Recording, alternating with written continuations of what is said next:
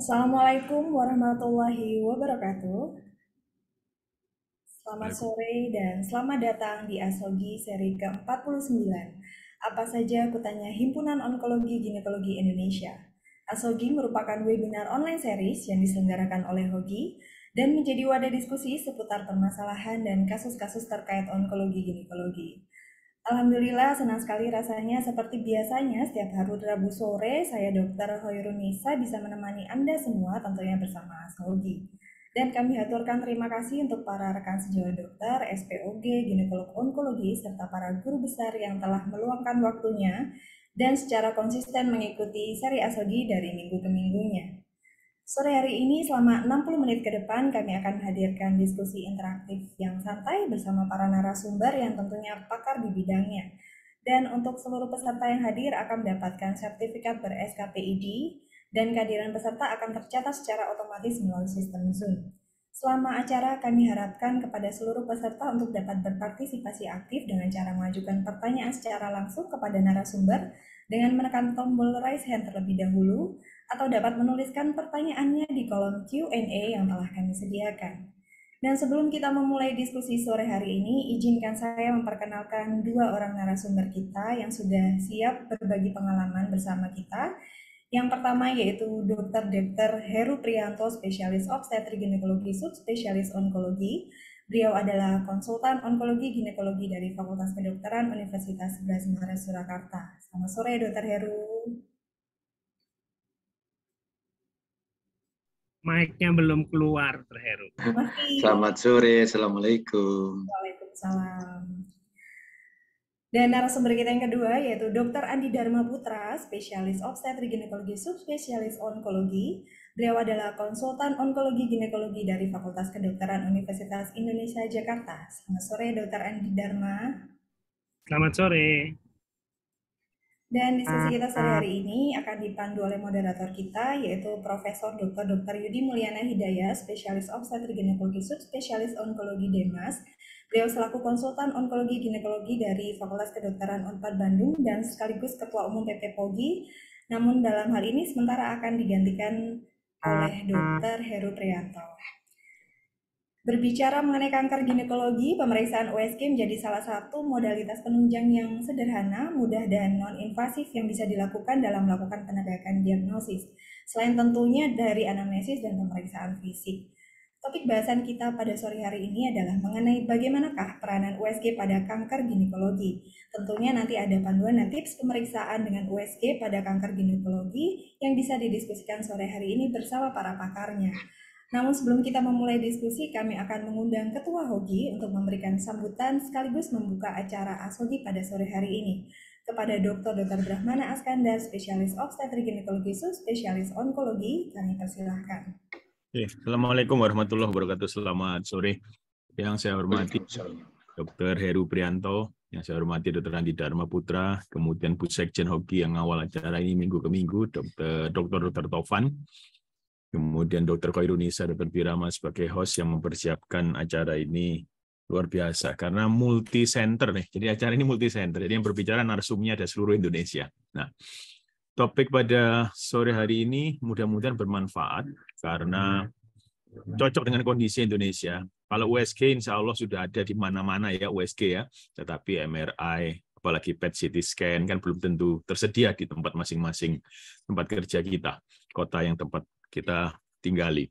Nah, mudah-mudahan nanti bisa ditanyakan A sampai Z-nya ke para pakarnya, Dr. Andi Dharma Putra, Dr. Heru, ini hari-hari USG memang pekerjaannya ya.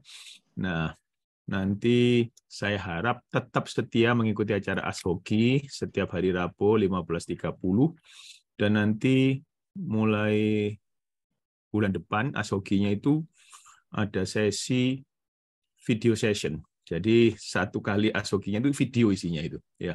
Jadi kira-kira 20 menit video dari narsum A, 20 menit video narsum B, kemudian diskusi.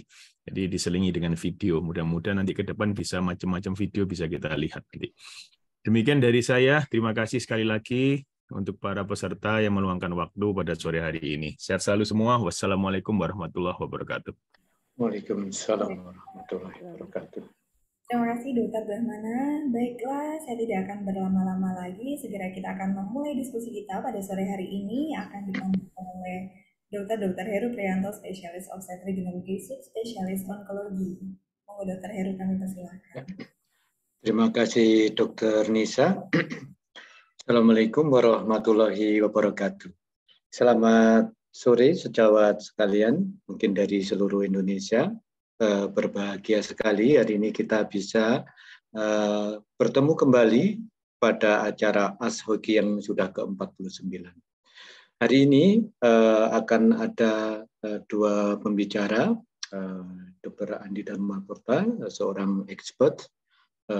Beliau adalah staf dari FKUI. Tentunya banyak sekali pengalaman yang bisa beliau sampaikan dan nanti didiskusikan. Yang kedua juga nanti saya juga akan menyampaikan dan diskusi bersama. Sonografi dalam beberapa kasus memang merupakan pilihan. Pilihan kenapa? Karena ketika dilakukan dengan baik di tangan seorang yang kompeten, sonografi akurasinya bisa comparable, bisa dibandingkan dengan imaging atau pencitraan yang lain. Nanti kita lihat seperti apa manfaat sonografi dan berkaitan dengan keganasan pada bidang ginekologi. Saya sapa dulu Dr. Andi, saya manggilnya Dr. ADP ya. Saya kira semua mungkin se-Indonesia sudah tahu nih beliau nih. Dr. Andi, ada yang mau disampaikan mungkin presentasi dulu Dr. Andi, monggo silakan. Oh, boleh. Ya, saya izin off kamera ya.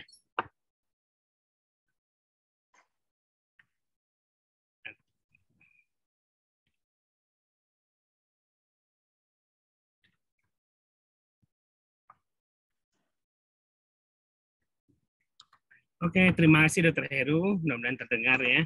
Dan pada sore hari ini sebenarnya topiknya itu agak lebar nih, ya. Dan kenapa sih kita menjadi penting ultrasonografi itu bagi kita semua ya? Pertama, yang paling penting adalah kasusnya banyak. Ini table ini menggambarkan bahwa kasusnya banyak. Jadi saya nggak berlama-lama kan waktunya pendek ya. Jadi dibandingkan tumor-tumor yang lain itu kasus kita tuh termasuk banyak banget ya. Jadi kita butuh ultrasonografi buat diagnostik. Yang kedua, ini kelemahan sekaligus keuntungan.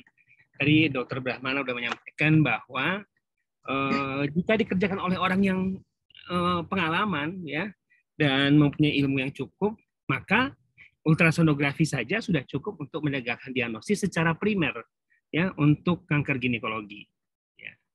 Nah, kedua adalah dia juga bisa untuk menegakkan sebenarnya penjelasan tumor ke rongga-rongga abdomen lain atau ke kelenjar getah bening ya. Nah, yang ketiga dia bisa dipergunakan untuk melakukan evaluasi pengobatan terutamanya, sehingga kita bisa tahu dia respon, parsial respon atau progresif. Dan yang keempat follow up ya. Follow-up pengobatan tertentu bisa dikerjakan secara ultrasonografi. Contohnya adalah misalnya follow-up untuk mola invasif.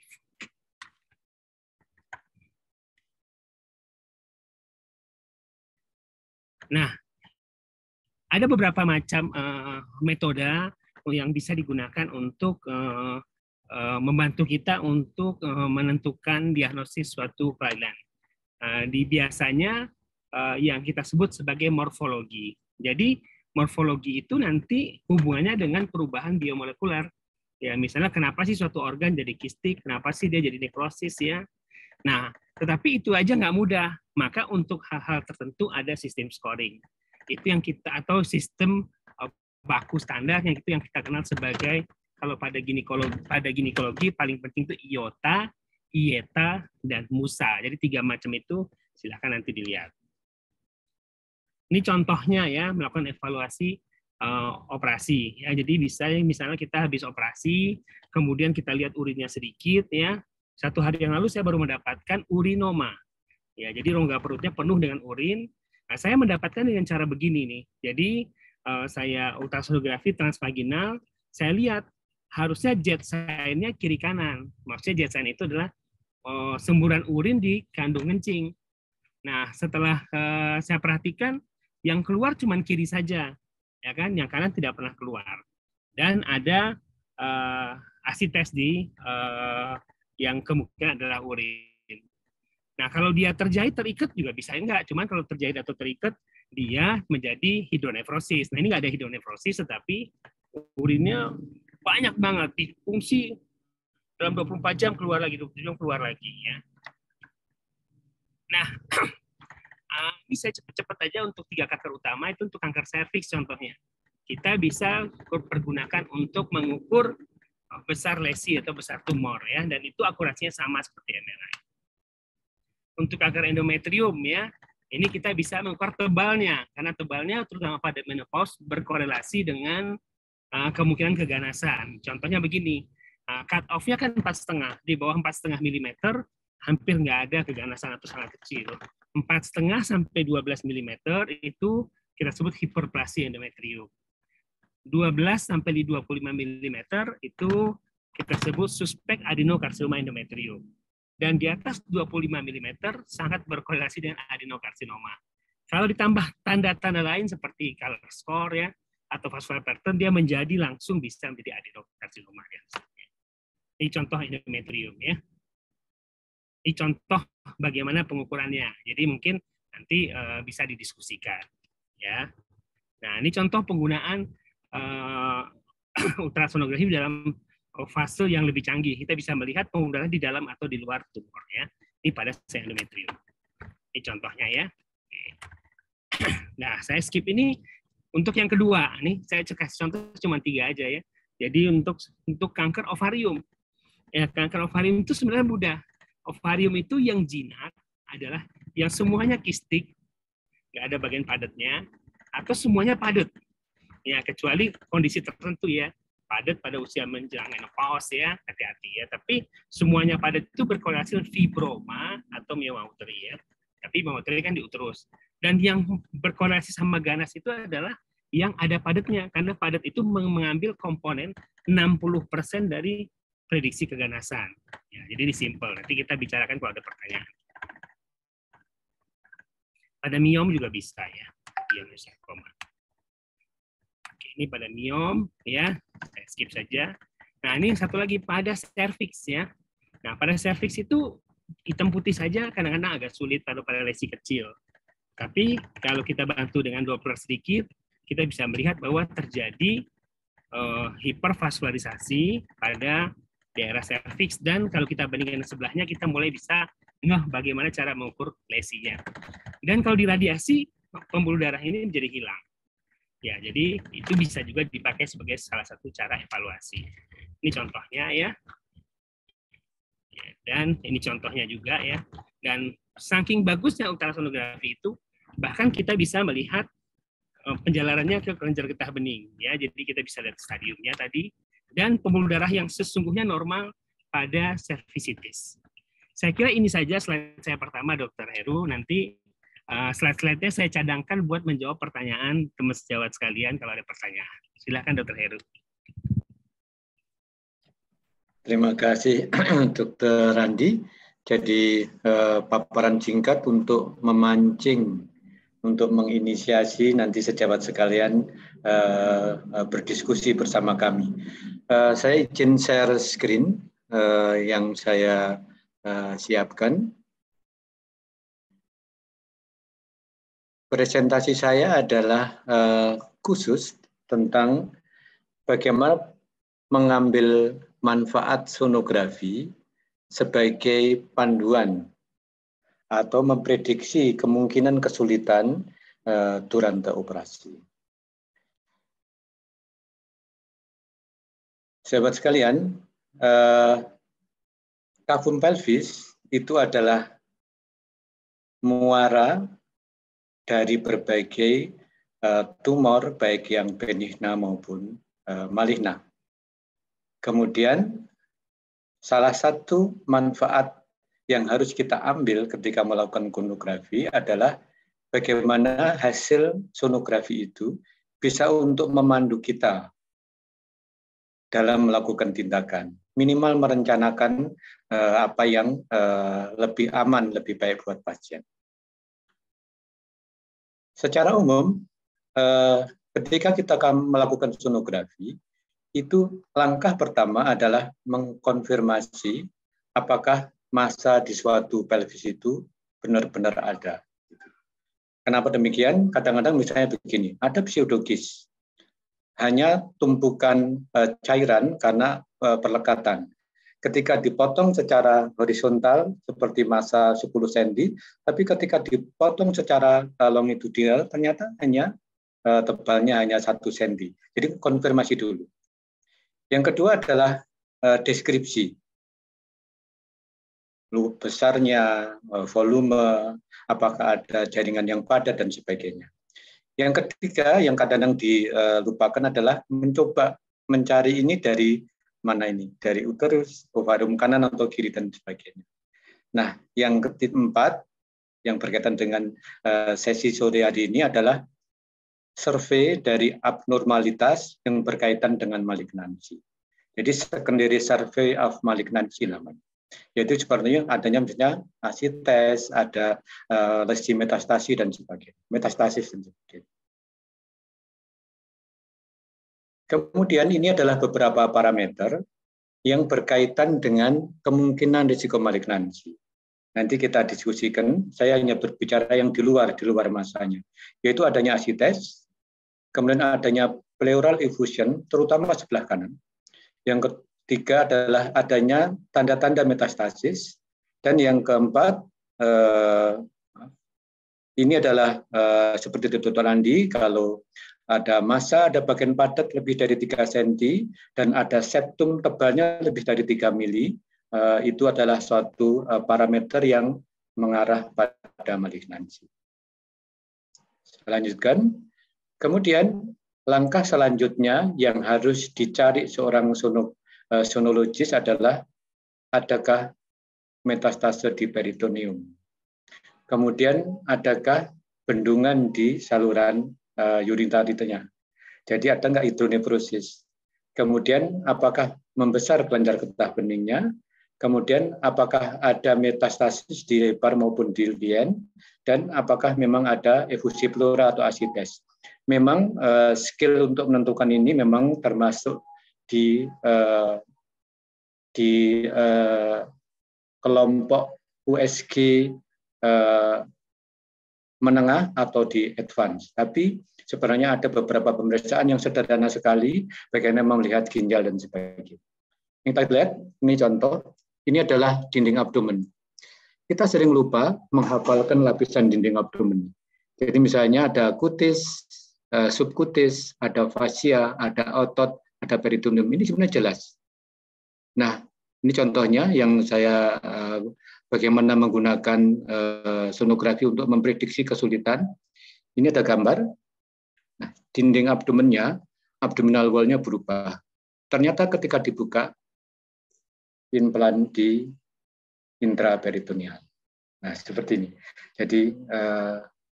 Jadi sarannya adalah kita hafalkan dinding abdomen, nanti ketika ada sesuatu yang berbeda, maka kita mungkin bisa, mungkin ada sesuatu, saya menghindari lesi itu dan sebagainya. Memilih insesi paramedian, tidak median lagi dan sebagainya. Ini adalah metaperitoneum. Kemudian, ini gambaran lain lagi, ada ASI-tes, ada hepar di sini. Ini kelihatan di peritoneum, dan ini bukan gambaran yang normal. Ternyata ini adalah gambaran peritoneal carcinomatosis. Dan kita harus bisa membedakan dengan ASI-tes yang normal. Jadi yang di bawah ini adalah floating gut. Kalau tidak terbiasa dikira ini adalah papil, padahal ini adalah floating gut dari ASI-tes. Jadi ini gambaran peritoneal carcinomatosis. Kemudian kita lihat di sini, ini adalah ada dinding abdomennya normal, ada ASI-tes, kemudian ada massa hiperechoic irregular, dan kita buka adalah suatu momental gig. Ya, jadi kalau kita terbiasa memperhatikan, kemungkinan kita bisa menemukan hal seperti ini. Selanjutnya, kita lihat salah satu penyulit yang bisa diprediksi dengan sonografi adalah apakah kita perkirakan secara klinis bisa, apakah ada adesi atau ada obstruksi postrenal. Misalnya ini pada video ini kita lihat, ini ginjal yang kanan normal. Ini baru saya rekam tadi pagi, pasien dengan CA cervix. Nah, ginjal sebelah kiri, hidronefrosis grade 2. Nah, misalnya pada pasien seperti ini, dengan adenomyosis, kita coklat bilateral, atau ada sesuatu, ada hidronefrosis, kita prediksi bahwa mungkin saya akan berhadapan dengan penyulit. Mungkin ada perlekatan di pelvis dan sebagainya. Sehingga mungkin operasinya join operasi dengan sejawat lain dan sebagainya. Ini salah satu contoh kita menggunakan sonografi untuk memprediksi kesulitan di meja operasi. Kita lanjutkan lagi. Ini kalau kita lihat pitfall atau mungkin misdiagnosis, kalau kita lihat seperti ini, apakah ini mioma uteria? Ada VU terisi cukup, ada lesi hiperequik, hiperequiknya tidak merata, tapi ketika kita periksa dengan modalitas yang lain, kita lihat.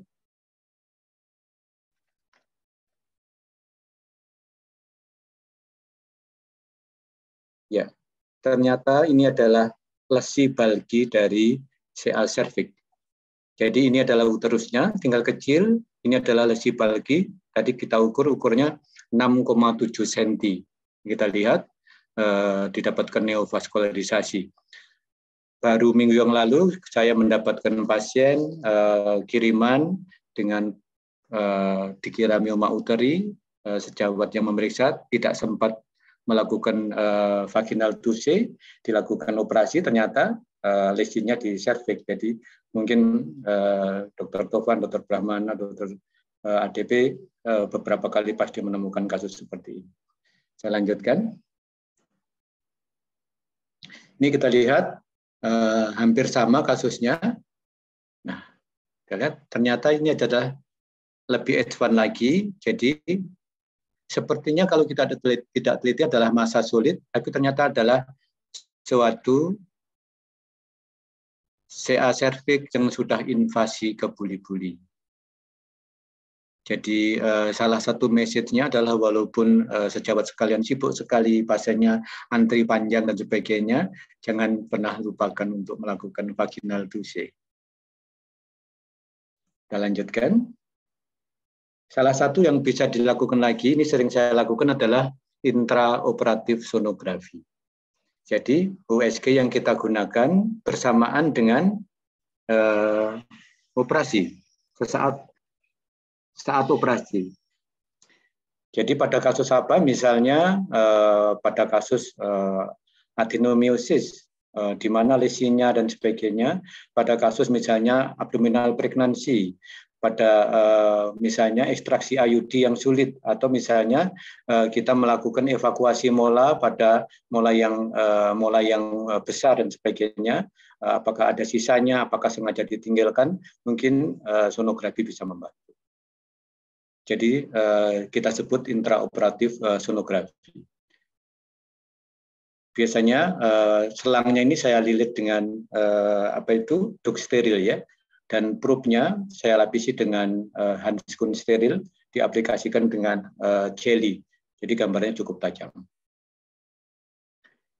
Kemudian yang terakhir, apakah ini gambaran tumor ovarium kistik dengan papil? Kalau kita hanya melihat fotonya, karena sebenarnya sonografi adalah live examination yang betul. Yang bisa menulis ekspertise adalah sonografinya, sonografernya. Kalau hanya membaca dari foto bisa salah. Jadi yang bisa menyimpulkan adalah sonografernya. Kita lihat.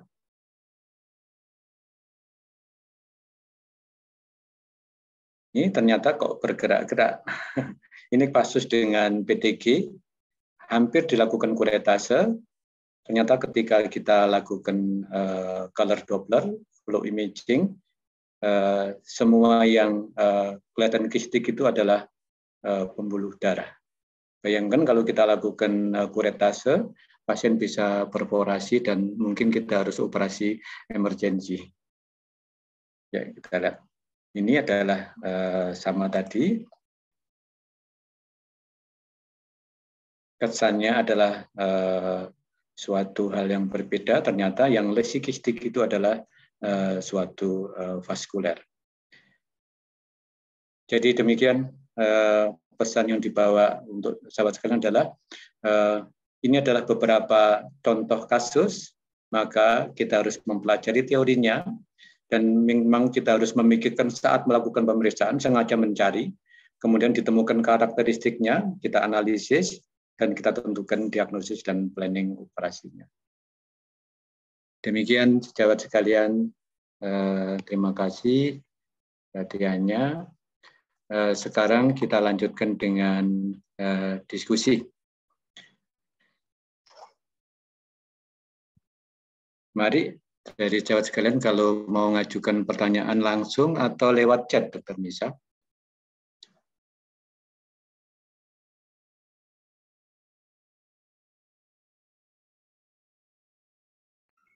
Sementara dari Q&A belum ada, dokter. Kalau nggak ada, saya terusin kuliah nih.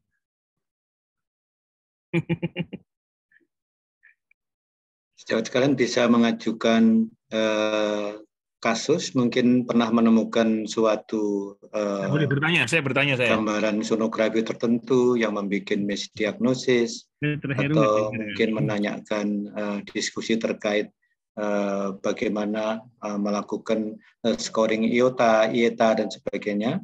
Karena ini ada ahlinya ini, Dr. ADP. Silakan. Dr. Brahmana mau nanya, Dr. Heru. Boleh tanya ya. Dengar Mungkin suara. kalau belum ada tanya, saya tanya Dr. ADP dulu, boleh Dok ya? Boleh. Dr. Heru nggak dengar pertanyaan. Nggak kedengeran kayaknya, Dr. Belum Heru. ada suaranya, Dok. Dr. Brahmana Dr. Heru mau yang nggak tanya, kedengeran. Dr. Heru. Dr. Heru nggak dengar kita itu. Iya. Dr. Heru. Ya, Dr. Adedi. Dengar suaranya nggak? Dengar. Saya sekarang tanya Dr. Andi dulu ya. Tadi ada pertanyaan dari Dr. Brahmana. Oh, silakan. Silakan Dr. Brahmana diulangi. Oke. Terima kasih Dr. Heru. Dengar suara saya, Dr. Heru? Sekarang jelas. Tadi saya mute. Jadi begini, ini kan banyak teman-teman SPOG di sini ya. Ini pertanyaan mungkin basic sekali pertanyaannya ya. Spek USG-nya itu apakah harus 4 dimensi kah, 5 dimensi kah untuk yang dipresentasikan Dr. Heru sama Dr. ADP, atau ada spek khusus? Mungkin bisa memberikan tentang aspek ini Dr. Heru dan Dr. ADP. Masih. Dari saya dulu ya Dr. Andi ya. Siap. Saya sekedar share aja.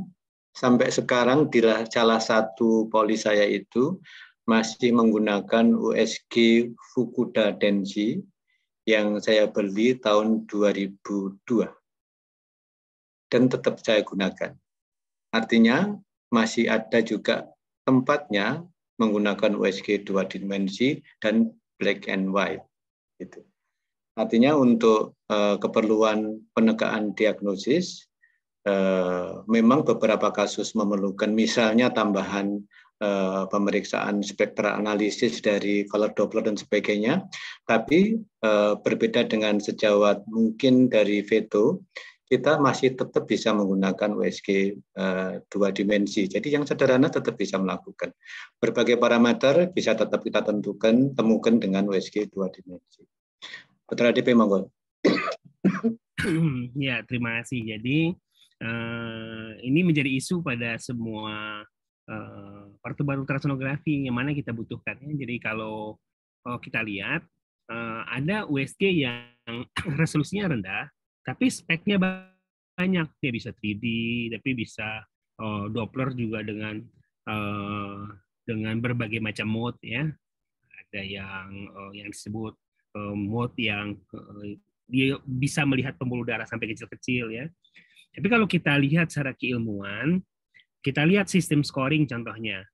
Hanya beberapa yang memasukkan vascular pattern. Sehingga boleh dibilang nggak diperlukan sebenarnya kita Doppler.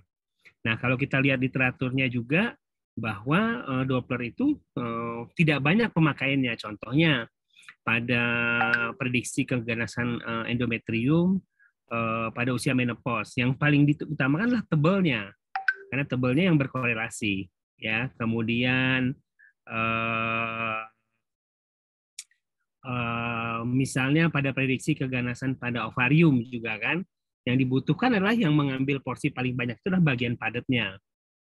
Nah, pada kanker serviks menjadi kontroversial. Dalam pertemuan di Copenhagen dengan WHO, sama sekali di tanda kutip jangan dicoba-coba melakukan diagnostik kanker serviks dengan Doppler. Karena pada serviks CT sekalipun pembuluh darahnya akan ramai. Nah, yang dibutuhkan jadi yang bagaimana? Jadi yang dibutuhkan adalah ultrasonografi yang resolusinya tinggi. Resolusi tinggi itu artinya adalah kemampuan suatu ultrason membedakan dua titik yang terpisah tetap terpisah. Nah, kita lihat kalau iPad model lama kan, kita bandingin dengan iPad model baru kan agak buruk dia kelihatannya. Ya kenapa? Yang lama itu resolusinya tinggi, resolusinya rendah, sehingga dia seperti blur. Seperti blurnya itu seolah-olah oh mulus nih ya. Nah, penggambarannya seperti mulus ini kadang-kadang dipakai oleh teman-teman vendor ultrasound sebagai ini bisa kelihatan baik, mulus dan sebagainya. Nah, di ultrasonografi ginekologi justru seluruh fitur yang bikin dia mulus harus dibikin off. Biar kita terbiasa melihat jaringan yang sesungguhnya terlihat secara grayscale itu gimana. Jadi kalau dilihat, kalau ada grade ultrasound itu dari 500 juta sampai 3 miliar, rata-rata yang resolusinya baik itu ada di 500 jutaan. Jadi jauh banget gitu loh. Mungkin pada masa yang akan datang dia akan turun harganya dan di bawahnya. Jadi sama yang seperti Dr. Heru bilang ya, contohnya di kita masih ada USG Mindray DC60. Nah, padahal DC60 itu udah ada DC70, DC8, DC80 ya, Resona 7 di atasnya, NIUA, kemudian I9 ya. Jadi udah banyak sekali di atasnya. Dan DC60 itu menurut pengalaman kami di rumah sakit bersama trader yang lain cukup mumpuni untuk melakukan ultrasonografi di bidang kanker ginekologi. Begitu Dr. Brahmana.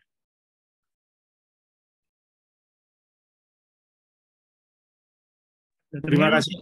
Terima kasih. Terima kasih, Dok. Saya tambahkan sedikit. Jadi salah satu parameter yang harus sejawat sekalian perhatikan, menjadi perhatian penting adalah bagaimana USG itu bisa menampilkan derajat ekogenisitas yang berbeda-beda. Selain memang karena sonografinya, juga kita mengatur gennya. Gitu. Kenapa ini penting? Karena itu menentukan diagnosis dan kita mencari DD-nya. Contohnya begini, mioma uteri aja, intramural yang gampang, itu ekogenisitinya bisa 3 macam. Bisa hipoechoik, bisa isoechoik, bisa hiperechoik. Sama-sama diagnosisnya. Seperti itu. Nah, bayangkan kalau misalnya USG itu tadi dibilang Dr. ADP tadi justru kayak halus, justru tidak berbeda ekogenisasinya, kita akhirnya tidak teliti. Gitu. Jadi salah satu parameternya demikian, asalkan USG itu masih bisa menampilkan ekogenitas yang berbeda-beda terhadap jaringan yang berbeda, maka dia masih bisa digunakan khususnya di bidang ginekologi. Saya lihat ada pertanyaan di chat, saya baca dari Dr. Susana Suryadi menanyakan, selamat sore dokter, terima kasih untuk sharingnya.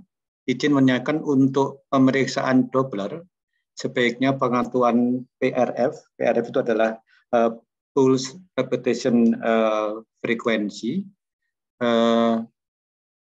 PRF-nya berapa ya dok? Terima kasih banyak. Jadi pertanyaannya kalau misalnya kita sedang melakukan pemeriksaan color Doppler, bagaimana mengatur PRF-nya? Dr. Andi dulu, monggo silakan. Ya, PRF-nya 0,3 sampai 0,6 ya.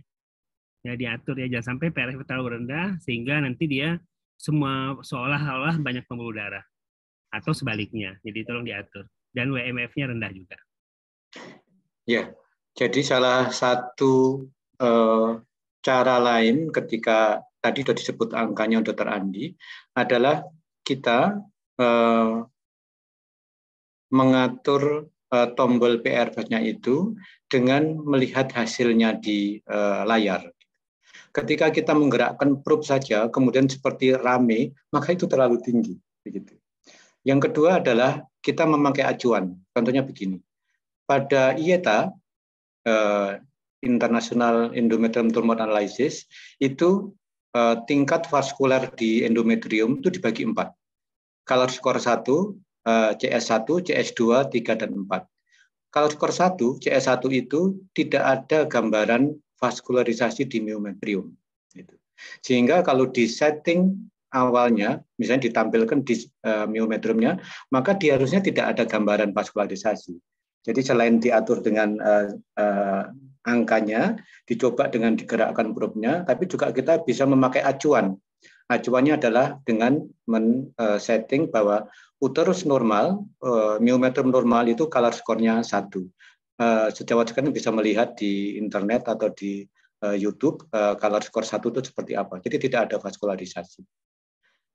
Seperti ini kita juga marker seperti ini sering kita gunakan, misalnya begini. Parenchyma liver yang normal itu sama dengan parenchyma dari ginjal. Sehingga kalau kita melihat, oh ada gambaran fatty liver, maka dia harus hiperechoik terhadap parenchyma ginjal. Nah, seperti ini. Jadi bisa dibandingkan dengan organ lain. Demikian. Ada lagi pertanyaan dari Dr. Laode menanyakan, mohon izin bertanya dokter, apa saja pertanyaan yang wajib kita tanyakan untuk meminimalisir kemungkinan miss agar bisa menemukan kanker pada stadium seawal mungkin. Silakan Dr. Andi. Ya, baik. Jadi ada beberapa kanker ya. Ini saya mau menyampaikan secara. Kalau kanker ovarium memang ditemukannya stadium lanjut karena umumnya tidak ada keluhan. Nah, keluhan yang paling sering itu ada abdominal discomfort atau bahasa Indonesia begak atau mah. Ya. Nah, kalau orang sering mah dikasih obat yang dulunya nggak pernah mah, nggak pernah abdominal discomfort, hati-hati kerjakan ultrasound. Yang kedua kanker endometrium ya. Kanker endometrium itu umumnya ditemukan pada stadium dini. Kenapa? Karena dia akan berdarah-darah. Nah, sebenarnya sederhana aja kalau orang sudah menopause, nggak boleh dong berdarah lagi. Kalau berdarah lagi, DD yang utamanya 2, endometritis atau yaitu hiperplasia endometrium atau kanker endometrium. Nah, dari anamnesis saya sudah tahu kan, oh saya menopause 15 tahun, nggak ada apa-apa selama ini. Maka selama ini nggak ada kemungkinan endometritis kan, tiba-tiba berdarah. Nah, jadi kemungkinannya 2, itu kanker serviks atau kanker endometrium. Tinggal inspekulo, nggak ada apa-apa di serviks, endometrium. Mungkin di endoservix ada dok, ya ada. Kalau yang kecil-kecil kita nggak usah bicarain di sini ya. Itu udah bagiannya dokter Brahmana, dokter Heru nanti udah kecil-kecil. Kanker di endoservix ya. Nah, yang berikutnya adalah kanker serviks sendiri. Nah, kanker serviks sendiri nggak peran ultrasound itu sangat kecil dan itu udah ada kesepakatannya di Copenhagen ya. Jadi kanker serviks sampai saat ini masih dianjurkan dengan cara pemeriksaan direct. Nah, dan alat bantuannya yaitu yang udah selama ini kita tahu ya, IVA atau yang lebih baik. Saya kira begitu. Kalau dokter Heru punya penambahan boleh silakan. Ya, jadi sejawat sekalian, salah satu yang sering saya sampaikan pada beberapa kesempatan juga ketika dengan residen, memang untuk kanker endometrium maupun kanker ovarium itu tidak ada program deteksi dini. Yang ada program deteksi dini dan mempunyai daya ungkit yang tinggi adalah kanker serviks, Dr. Taufan itu ahlinya. Nah, apa yang bisa dilakukan agar kita tidak kecolongan?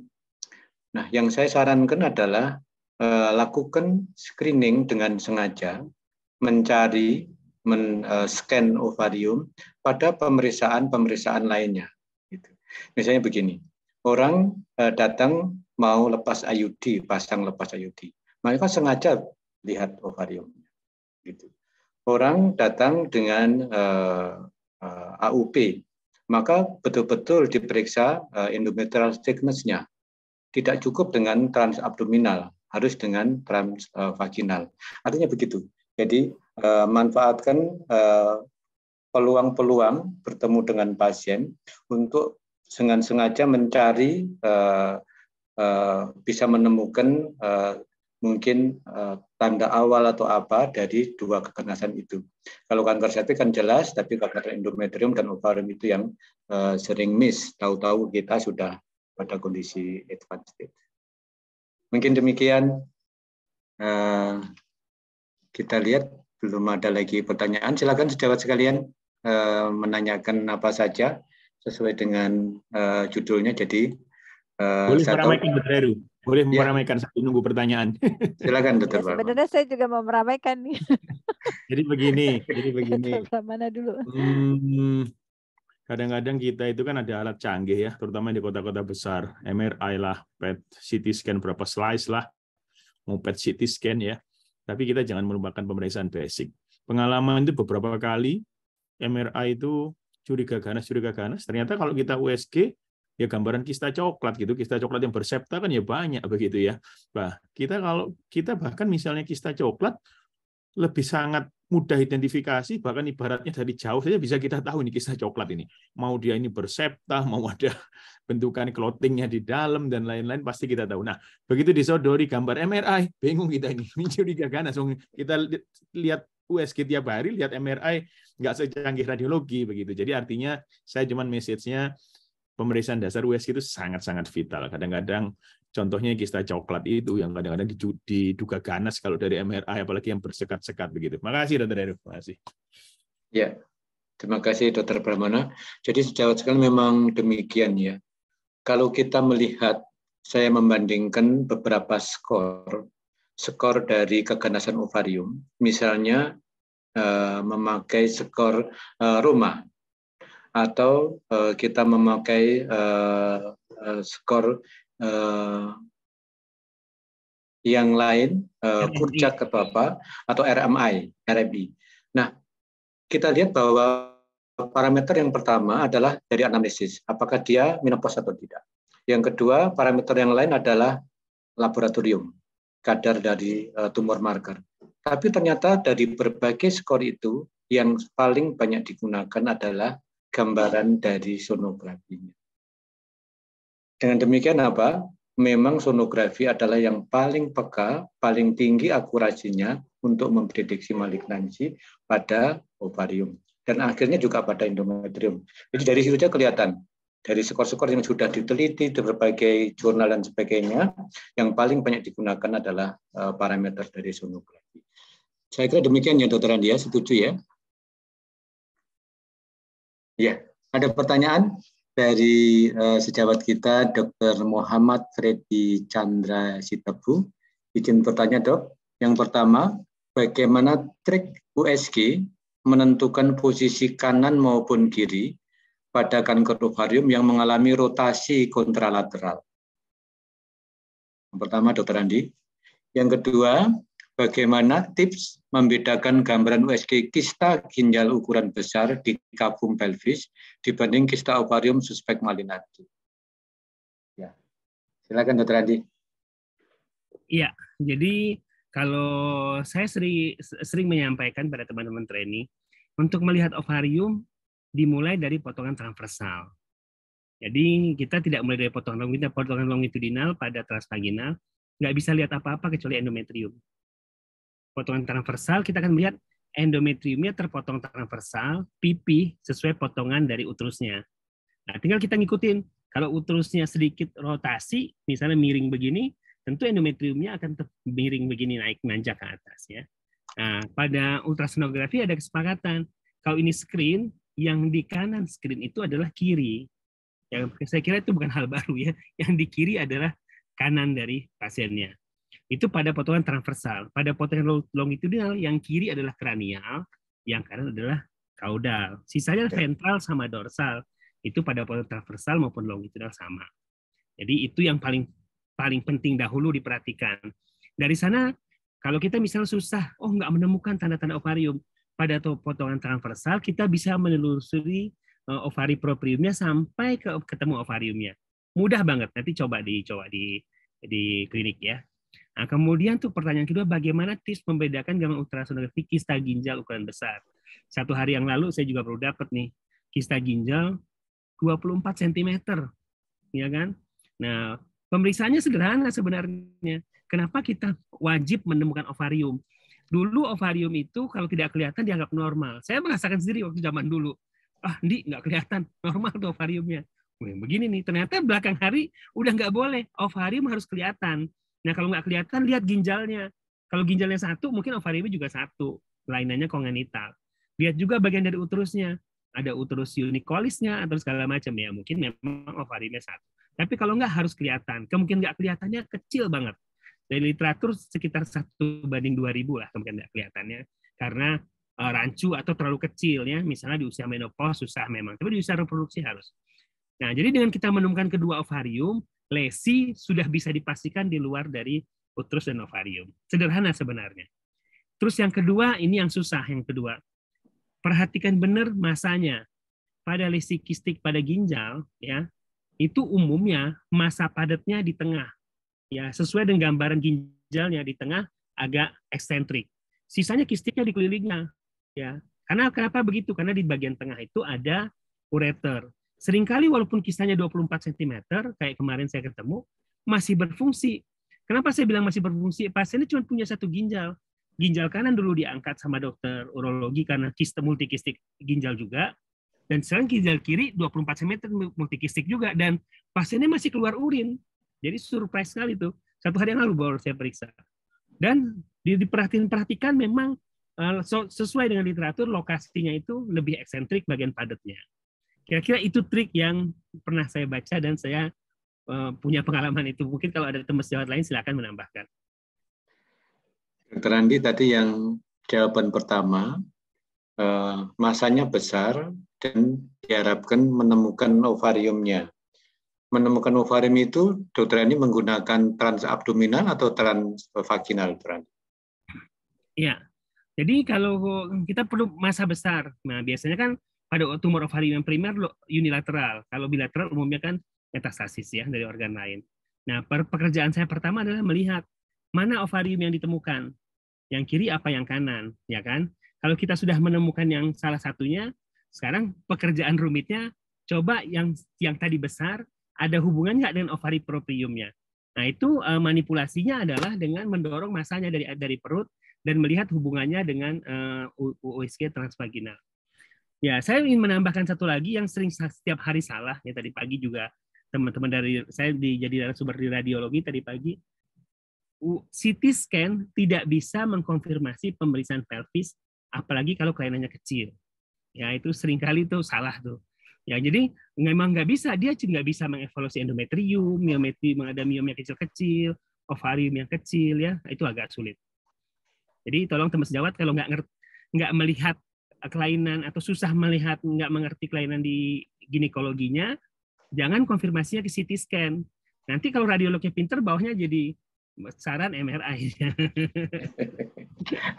Jadi pelajari benar USG aja kata Dokter Brahmana tadi. Jadi memang harus kita kuasain. Kita nggak bisa ngerujuk ke CT scan, sementara MRI entah di mana adanya. Silakan, Dr. Heru. Saya tambahkan. Jadi saya tambahkan hal lain, sejawat sekalian, untuk mungkin sharing dan kehati-hatian. Ketika kita mengirim sonografi ke sejawat radiologi, itu ketika memeriksa selalu disarankan untuk minum yang banyak dan menahan pipis. Nah, ini hasilnya sering akhirnya kesimpulannya adalah ada hidronefrosis ringan kanan kiri. Jadi hati-hati, ternyata setelah kita USG tidak ada hidronefrosis itu. Dan itu sudah sering sekali seperti itu. Dokter Andi ketawa-ketawa itu. Yang kedua, tanpa mengurangi rasa hormat ke sejawat lain, kita itu harus mastering diri sendiri dibanding sonografi. Karena memang sejawat radiologi itu nggak banyak muter, nggak banyak kasusnya. Jadi nggak ada stasenya di Opjin. Jadi rasanya... Kita ada, Dokter Heru. Itu ada ya sekarang ya. Ya, jadi kita ada stase fetomaternal, stase onkologi. Oh iya. Berarti yang ngajari Dr. Andi ya. Ada pertanyaan lain lagi, saya bacakan ya dari sejawat Dr. Fadi Bustomi. Assalamualaikum Dok, izin bisakah ditunjang dengan USG untuk menilai perlengketan atau derajat adhesi pada tumor ginekologi? Misalnya pada kista endometriosis, sehingga bisa menentukan modalitas operabilitas, antara lain butuh konsul onkologi apa tidak pada saat operasi. Silakan Dr. Andi. Kok saya terus Dokter Heru cuma baca-baca aja nih. Dokter Heru sekarang. Dokter Heru moderator. Saya ngerangkap moderator. Pinter emang, Dokter Heru pinter banget. Iya. Silakan. Atau saya dulu yang jawab ya. Ya udah saya dulu. Sejawat sekalian, adanya perlekatan dan sebagainya itu memang secara sadar harus kita cari preoperasi. Jadi jangan nanti kaget di meja operasi. Itu pesan utamanya. Jadi ketika kita merencanakan operasi suatu massa di pelvis atau di abdomen, maka cari atau pastikan atau analisis ada enggak kemungkinan perlekatan. Jadi saya setuju lagi dengan pertanyaan.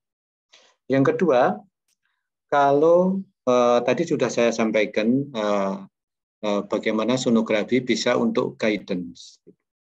Nah, sebenarnya kembali lagi bahwa untuk perlekatan, adesi dan sebagainya itu yang paling peka tetap adalah pemeriksaan klinis.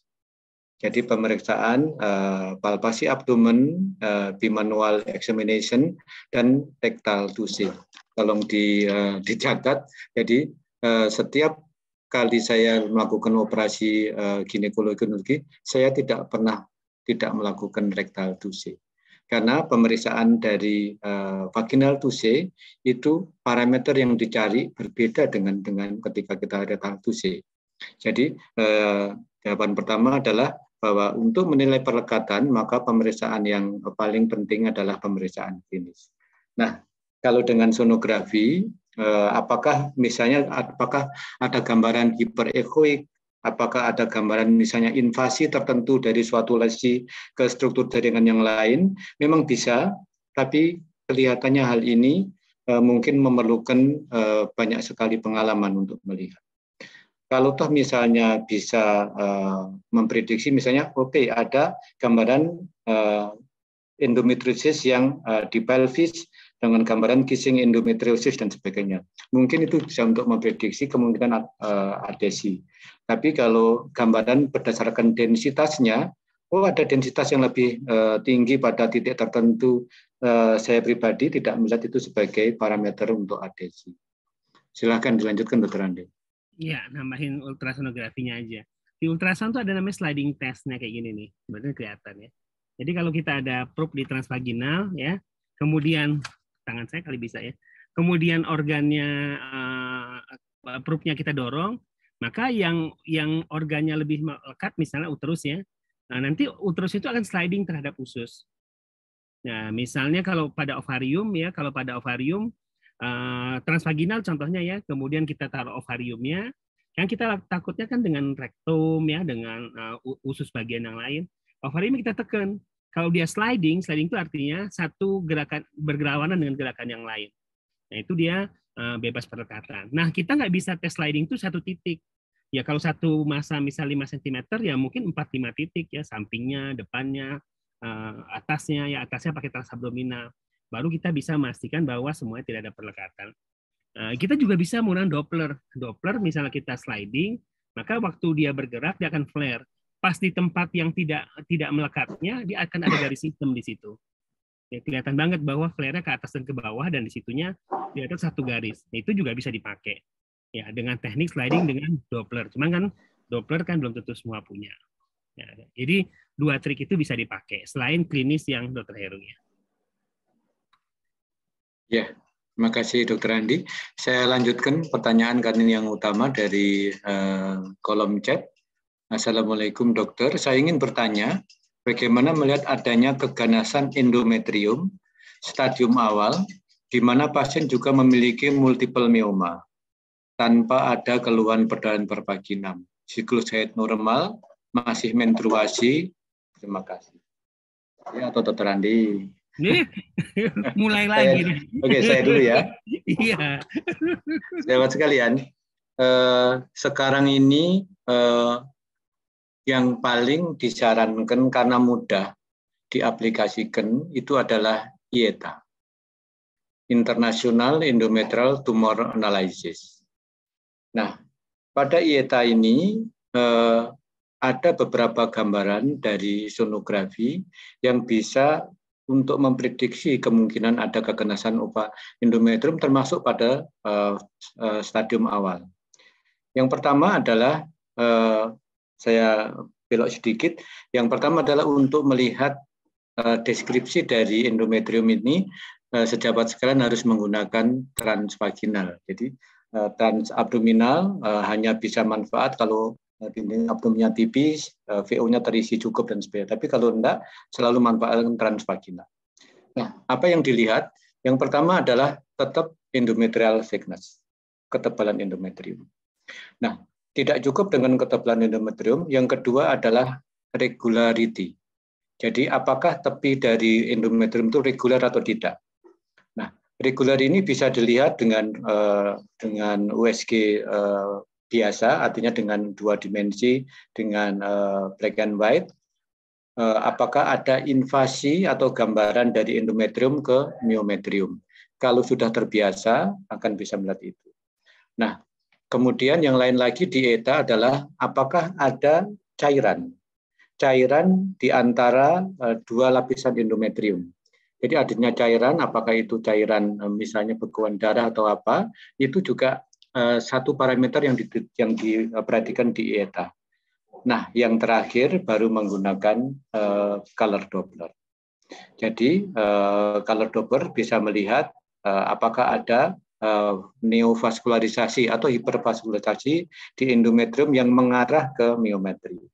Jadi kalau misalnya ada, nanti dikelompokkan menjadi color score 1, 2, 3, atau 4. Itu beberapa parameter yang digunakan untuk menilai. Misalnya kalau misalnya ada myoma multiple dan sebagainya, gambarannya akan berbeda. Jadi myoma akan ada lesi, apakah isoegoik atau hiperegoik, dan ada gambaran yang dia seperti ring of fire di tepi dari myoma itu. Sehingga sebaran dari gambaran vaskular itu berbeda kalau dia endometrium maupun myoma uteri. Kalau myoma uteri akan bulat dan pembuluh darahnya itu karena dia hanya feeding arteri, maka dia akan melingkar di sekitar lesi itu. Sedangkan kalau dia endometrium, maka dia akan arahnya secara tegak lurus terhadap myoma. Nah, ini Dr. Andi sudah nampilkan. Terima kasih Dr. Andi. Mari dilanjutkan Dok penjelasannya Dok.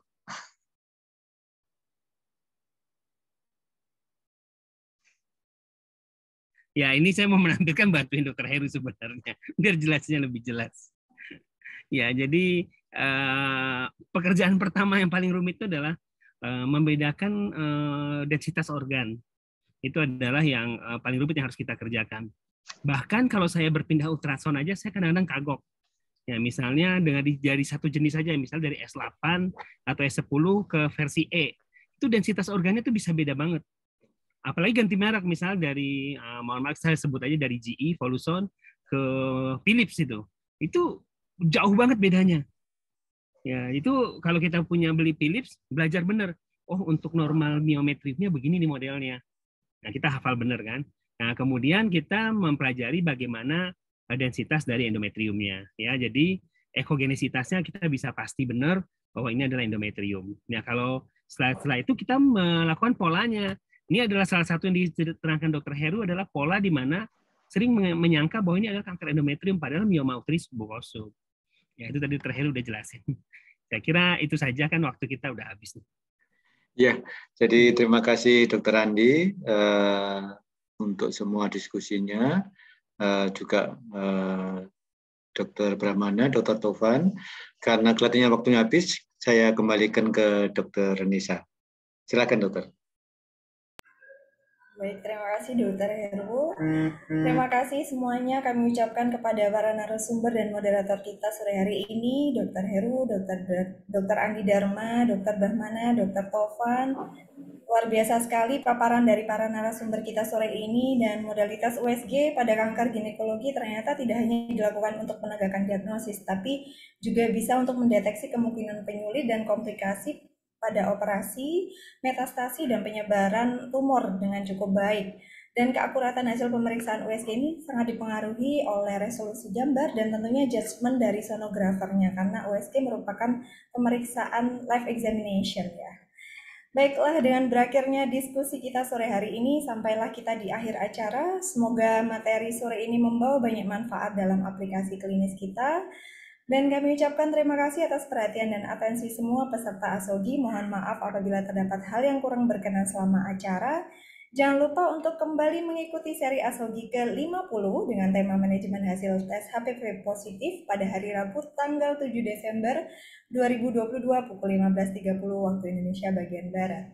Sampai jumpa di ASOGI berikutnya. Kami undur diri. Wassalamualaikum warahmatullahi wabarakatuh. Waalaikumsalam warahmatullahi Aduh, Dokter Heru. Terima kasih. Ya, adik